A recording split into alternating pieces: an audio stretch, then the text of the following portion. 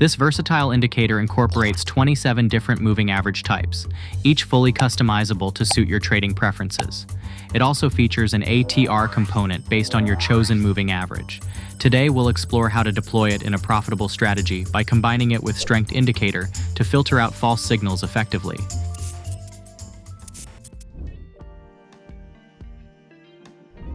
Let's add our first indicator to our chart. It's called the NNFX Baseline Tool by Jacko.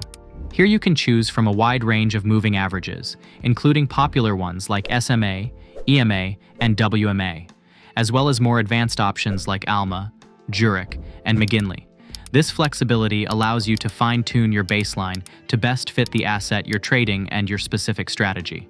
The ATR channel is a key feature of this tool. It creates a dynamic zone around your chosen baseline, which can help you identify potential entry and exit points. You can adjust the ATR factor to widen or narrow this channel based on your risk tolerance and market conditions. This indicator displays buy and sell signals: green for long entries, red for short entries, and orange for crossovers beyond the ATR channel. The tool also includes some handy display options. You can choose to color the baseline itself or fill the background to clearly show long and short territories.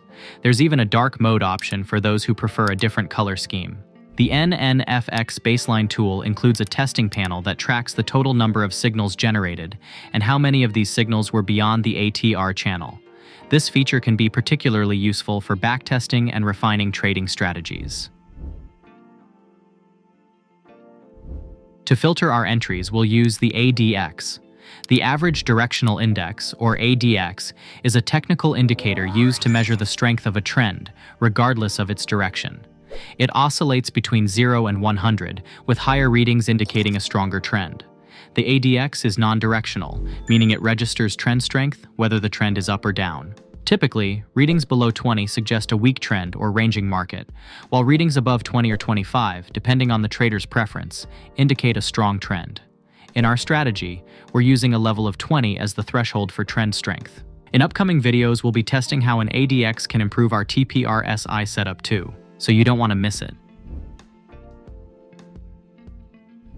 Here's how this strategy works. First, we'll set the NNFX Baseline Tool's period length to 100 and use VWMA as a baseline. We'll also set the ATR to 1.5 and its length to 20. Bear in mind that we've chosen the VWMA to demonstrate this strategy, but you're free to experiment with other options if you prefer different types of moving averages. Let us know in the comments if you came up with another effective option. Next, we're going to confirm trend strength with the ADX. Place the horizontal line over the indicator and set coordinates to 20.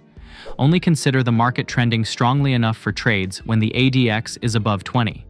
Although you can look for color-coded signals from the NNFX Baseline Tool to enter the trade, this isn't the best way to enter, as it'll give you many false signals, and we want to avoid those for sure if we can. We'll use a more reliable method, so let's disable these baseline signals. Let's say we want to enter a long position. When the price is above the upper ATR band, look for a pullback. During that pullback, price must not cross the bottom ATR band, and we enter on a candle close back above the upper band, while the ADX is above the 20 line. Here's the short example. Price below the lower band, pullback, candle close below the lower band, ADX above the 20 line.